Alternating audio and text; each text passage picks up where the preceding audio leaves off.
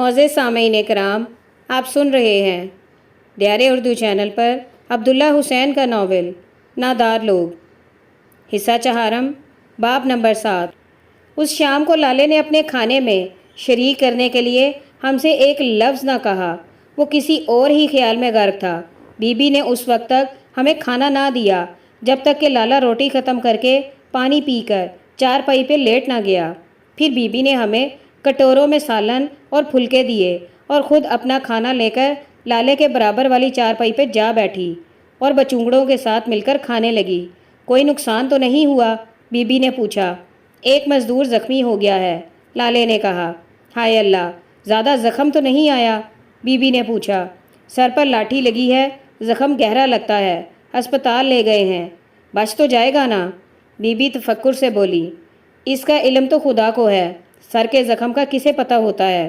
اللہ رحم کرے، be be نے کہا۔ معاملہ یہاں تک کیسے پہنچا؟ مالک زیادتیاں کریں تو معاملہ اس حد تک پہنچنا ہی تھا۔ تمہاری بات نہیں چل سکی، میری بات کتنے دن تک چلتی؟ میرا رسوخ اب ختم ہو چکا ہے، میرا تعلق اب جہانگیر سے بھی ختم سمجھو۔ نہ ایسا نہ کہو، بی بی بولی۔ اپنی برادری ہے، اچھے برے وقت میں کام آنے والا آدمی ہے۔ میں نے اس کا ساتھ اس وقت دیا ہے جب تک دے سکتا تھا۔ اگر میں نہ ہوتا تو یہ وقت بہت پہلے آ چکا ہوتا۔ اب آگے میں اس کے ساتھ نہیں چل سکتا۔ کیوں، کیا ہوا ہے؟ بی بی نے پوچھا۔ جو کچھ وہ کہتا ہے وہ میں نہیں کر سکتا، لالے نے کہا۔ کیا کہتا ہے وہ؟ کہتا ہے میں اس کے ساتھ مل کر سرکاری یونین بناؤں۔ اس میں کیا خرابی ہے؟ دیکھو، لالا اٹھ کر بیٹھ گیا اور ہاتھ اٹھا کر سمجھانے کے انداز میں بولا۔ یونین مزدوروں کے حقوق کی حفاظت کے واسطے ہوتی ہے۔ مالکان زیادہ سے زیادہ منافع کمانے کی خاطر مزدوروں کو تنخواہ کم دیتے ہیں۔ مزدور اکٹھ کر کے کام بند کر دینے کی دھمکی دیتے ہیں۔ مالکوں نے اس کا توڑ کرنے کے لیے یہ طریقہ نکالا ہے۔ اپنے اعتمادی لوگوں کے عہدے دار منتخب کرا کے اپنے مطلب کی یونین بنا لیتے ہیں اور اسے حکومتی دفتروں میں درج کرا دیتے ہیں۔ تو اس میں کیا خرابی ہے؟ سارے کام اعتمادی لوگوں کے ہاتھ سے ہی ہوتے ہیں۔ لالے نے اپنے ماتھے پہ ہاتھ مارا۔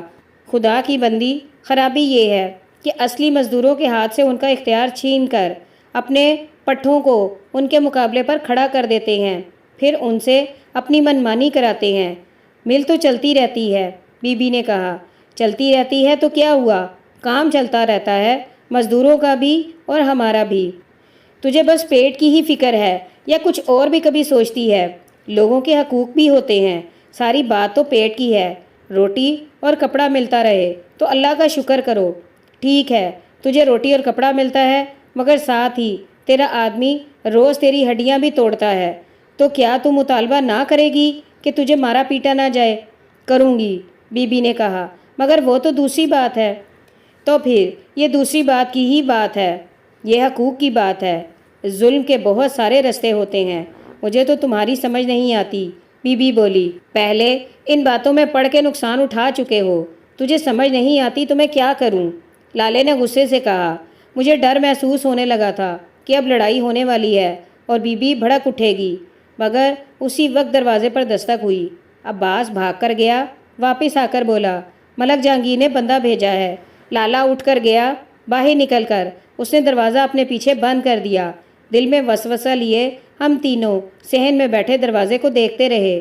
چند منٹ کے بعد لالا پلٹ آیا اور چارپائی پہ بیٹھ گیا۔ کون تھا؟ بی بی نے پوچھا۔ جہانگیر کا منشی تھا، لالے نے کہا۔ کیا کہتا ہے؟ لالا کچھ دیر چپ رہا، پھر بولا، بلاوا بھیجا تھا تو جا کر مل لاؤ۔ اب میں کوئی سیر کرتا ہوا آیا ہوں، لالا بولا، وہیں سے آ رہا ہوں۔ پھر کیا کہتا ہے؟ اسی بات پہ مجبور کرتا ہے۔ کیوں پیچھے پڑا ہوا ہے؟ اس کے پاس اور کوئی راستہ نہیں۔ دراصل وہ ضد میں آ گیا ہے، ان لوگوں کی ذہنیت ہی ایسی ہے، ضد میں آ کر کام خراب کر دے گا۔ چلو، وہ اتنی تکرار کر رہا ہے تو امداد کر دو۔ میں نے انکار کر دیا ہے، اسے سمجھ جانا چاہیے کہ یہ کام مجھ سے نہ ہوگا۔ میں اپنی زندگی بھر کی عزت مٹی میں ملانے کے لیے تیار نہیں، یہ اصول کا معاملہ ہے۔ برادری میں عزت کا تمہیں خیال نہیں؟ دیکھ سکو، لالا دھیمے لہجے میں بولا، تجھے ان باتوں کی خبر نہیں۔ ذات برادریاں صرف ہم لوگوں کی ہوتی ہیں۔ مزدوروں میں نہ کوئی جاٹ ہوتا ہے، نہ ارائیں، نہ کوئی سید، نہ قریشی، نہ چودھری، نہ کمین۔ مزدوروں کی ایک ہی برادری ہوتی ہے جو ان کی محنت پر قائم ہوتی ہے۔ اس محنت کی کمائی ان کا حق ہے۔ یہ لوگ برادری کے نام پر ووٹ نہیں مانگتے، کھانے کے لیے روٹی مانگتے ہیں۔ اس اصول پر میں نے اپنی عمر لگائی ہے۔ تجھے کیا خبر؟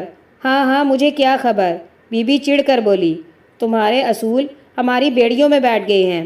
میں تو کہتی ہوں اپنا بھلا پہلے کرو، دوسرے کا پیچھے کرو۔ اب پیٹ بھر کر کھانے کو ملا ہے تو شکر کرو اور زمین پر نظر رکھو، آسمان پر آنکھیں نہ اٹھاؤ۔ میں تو یہ کہتی ہوں تیری تو سمجھ پیٹھ کے پیچھے لگی ہے۔ لالا تیزی سے بولا، تیرے ساتھ بحث کرنے کا کیا فائدہ؟ یہ کہہ کر لالے نے کروٹ لی اور منہ پرے کر کے لیٹ گیا۔ بی بی دیر تک کھانے کے برتن سمیٹتی اور منہ میں بڑبڑاتی رہی۔ صبح جب میں سو کر اٹھا تو سورج نکلا ہوا تھا اور گھر میں خاموشی تھی۔ میں بستر سے نکل کر سارے گھر میں پھرا، مگر وہاں نہ بندہ نہ بندے کی ذات، صرف مرغیوں کا پنجرا کھلا تھا اور مرغیاں اپنے صبح سویرے کی سوئی ہوئی آوازوں میں کڑ کڑ کرتی ہوئی صحن میں دانہ چگ رہی تھیں۔ بستر سیدھے بھی نہ کیے گئے تھے، یوں لگتا تھا جیسے سب لوگ بستروں سے نکلتے ہی باہر چلے گئے تھے۔ میں نے جلدی سے نلکے پر کلی کی اور پانی کا گھونٹ پیا۔ گھر کا دروازہ چوپٹ کھلا تھا۔ میں نے گلی میں نکل کر باہر سے دروازے کی کنڈی لگا دی۔ گلی خالی تھی، صرف چند بچے دیوار کے ساتھ بیٹھے کنکروں سے کھیل رہے تھے۔ میں نے ساتھ والے گھروں میں جا کر دیکھا، تقریباً سارے گھر خالی تھے۔ میرے دل میں ایک مہیب وسوسہ پیدا ہو چکا تھا۔ میری عقل میں نہ آ رہا تھا کہ یہ کیا معاملہ ہے، اب میں کیا کروں، کدھر کو جاؤں۔ متعدد بار میں نے دائیں اور پھر بائیں کو دیکھا۔ گلی کے بیچوں بیچ کیچڑ آلود سیاہ پانی کی چوڑی سی نالی بہہ رہی تھی، جس میں گھروں سے نکلتی ہوئی پتلی پتلی نالیاں آ کر شامل ہوتی تھیں۔ میں وہاں کھڑا نالی میں آہستہ آہستہ بہتے ہوئے گندے پانی کو دیکھتا رہا۔ ایک بچہ کسی درخت کی پتلی سی شاخ نالی میں ڈبوئے چل رہا تھا، جس سے پانی کی سطح بیچ سے جدا ہو کر دوبارہ یکجا ہوتی جا رہی تھی۔ تریک کے نیچے پیلے پتے نالی میں تیر رہے تھے۔ دیکھتے ہی دیکھتے مجھے وہ نالی ایک چوڑے سے کٹے پٹے ساحل والے دریا کی شکل میں دکھائی دینے لگی۔ کوئی آدمی بھی گلی سے نہ گزرا تھا جس سے میں پوچھتا کہ یہ کیا قصہ ہے۔ آخر میرے قدم خود بخود گاؤں سے باہر کی جانب اٹھنے لگے، جیسے کہ کسی آواز نے مخاطب ہو کر کہا ہو، اپنی زمین پر جا۔ دور سے مجھے ایک مجمع نظر آیا۔ میرے قدم تیزی سے اٹھنے لگے۔ اتنے میں مجھے ایک عجیب سا احساس ہوا۔ میں جہاں پہ تھا وہیں رک گیا۔ ہماری گنے کی فصل کہاں تھی؟ میں نے آنکھیں کھول کھول کر چاروں طرف دیکھا۔ مجھے یقین نہ آ رہا تھا کہ 100 گز کے فاصلے پر یہ ہماری زمین تھی جہاں پہ لوگ جمع تھے۔ میں نے اپنے پاؤں کے نیچے زمین کو بھی دیکھا، ارد گرد نظر دوڑائی، پیچھے مڑ کر گاؤں کو دیکھا۔ مجھے یقین ہو گیا کہ جس جگہ پہ میں کھڑا تھا یہ وہی جگہ تھی جسے میں پہچانتا تھا۔ تو میں نے دوبارہ سامنے دیکھا، یہ ہماری ہی زمین تھی، مگر ہمارا کماد کہاں گیا تھا؟ ایک لحظے کو یوں محسوس ہوا جیسے میرے اوپر کوئی آسیب سایہ کیے ہوئے ہو۔ میرے پاؤں زمین میں گڑتے گئے اور میں کھڑے کا کھڑا رہ گیا۔ چند لمحوں کے بعد جانے بوجھے بغیر میں سر پٹ دوڑنے لگا۔ پھر میں کنارے پر کھڑا آنکھیں پھاڑ پھاڑ کر اس زمین کو دیکھ رہا تھا جو کل رات تک گنے کے کھیت تھے۔ اس وقت 3 ایکڑ کے رقبے کی ہماری بہترین فصل زمین پہ کچلی ہوئی پڑی تھی۔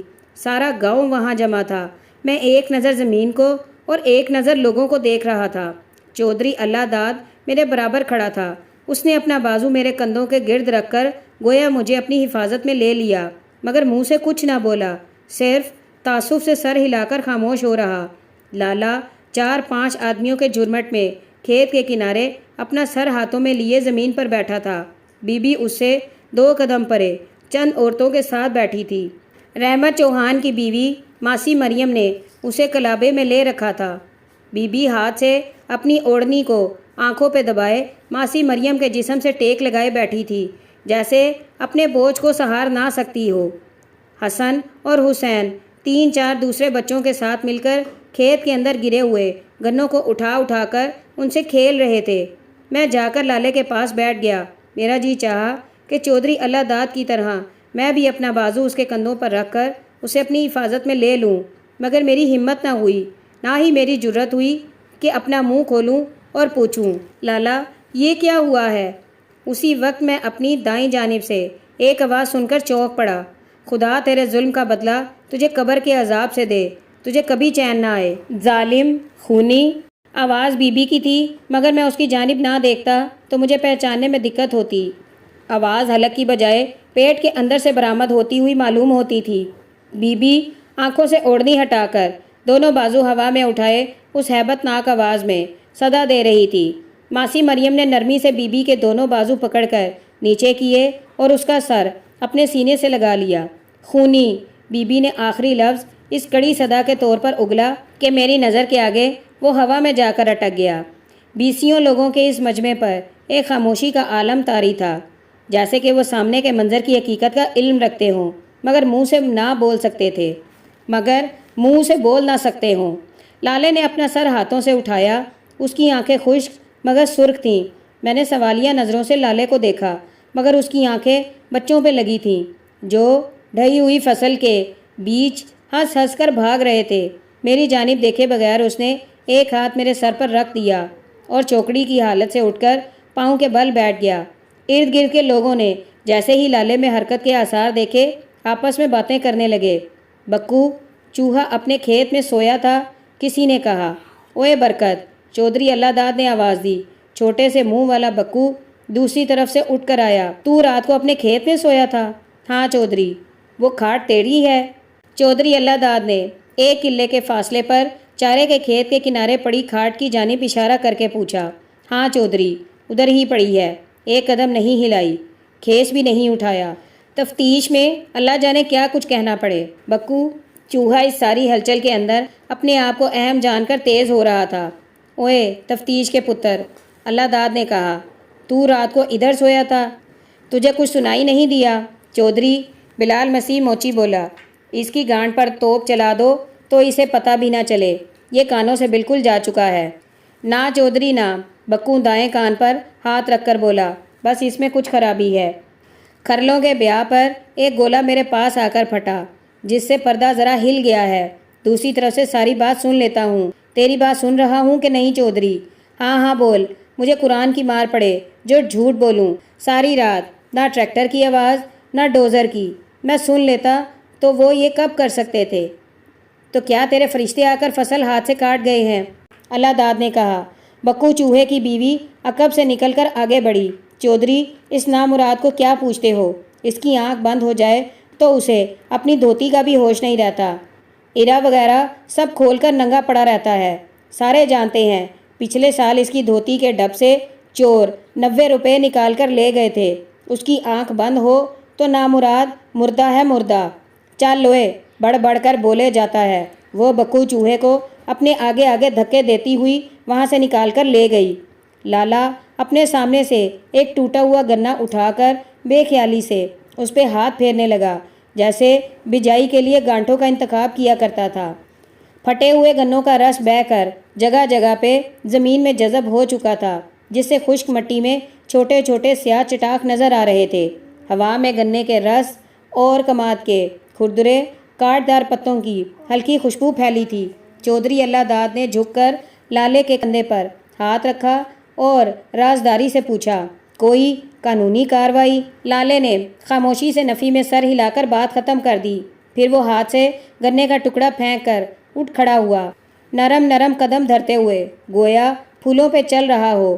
وہ کھیت کے اندر بچوں کے پاس پہنچا، انہیں دونوں بازوؤں میں اٹھایا اور واپس آ کر بی بی کے پاس رک گیا۔ اشارہ پا کر بی بی اٹھ کھڑی ہوئی۔ پھر لالے نے ایک نظر میری جانب دیکھا۔ ہم واپس گھر کو چل پڑے۔ ہمارے پیچھے گاؤں کے سارے لوگ ایک ایک کر کے واپس ہوئے۔ چلتے چلتے میں نے ایک نظر پیچھے مڑ کر دیکھا۔ مجھے بی بی کا پھنکارتا ہوا لفظ ابھی تک ہوا میں اٹکا ہوا دکھائی دیا، جس کے کناروں سے سرخ قطروں کی پھوار نکل رہی تھی اور نیچے کھیت میں کچلے ہوئے گنے مسخ شدہ لاشوں کی مانند پڑے تھے۔ ہم ابھی گاؤں سے باہر ہی تھے کہ عباس سائیکل کے پیچھے چاچے احمد کو بٹھائے ہوئے آ پہنچا۔ ہائے ابا، بی بی نے پھر بازو ہوا میں بلند کیے اور اس سے لپٹ گئی۔ چاچے احمد نے بی بی کو اپنے بازوؤں کے حلقے میں سنبھال لیا۔ لالے نے ان پر نگاہ ڈالی اور بچوں کو اٹھائے اٹھائے چلتا گیا۔ چاچا احمد وہیں پہ رک کر بی بی کو دلاسا دیتا رہا۔ میں اور عباس لالے کے ساتھ گھر واپس آ گئے۔ لالا بچے ہمارے حوالے کر کے گھر کے اندر چلا گیا۔ صحن میں دھوپ پھیل چکی تھی۔ ہم چارپائی پہ بیٹھے ہی تھے کہ اندر سے لوہے پہ لوہا لگنے کی مخصوص آواز آئی۔ عباس اور میں دروازے پہ جا کر کھڑے ہوئے۔ اندر لالا اپنی 12 بور کی بندوق توڑ کر دوبارہ اسے جوڑ رہا تھا۔ میرا دل خوشی سے اچھلنے لگا۔ اس وقت مجھے معلوم ہوا کہ تب تک میں صدمے کی حالت میں تھا۔ بندوق کو دیکھ کر میں یکدم اس کیفیت سے نکل آیا۔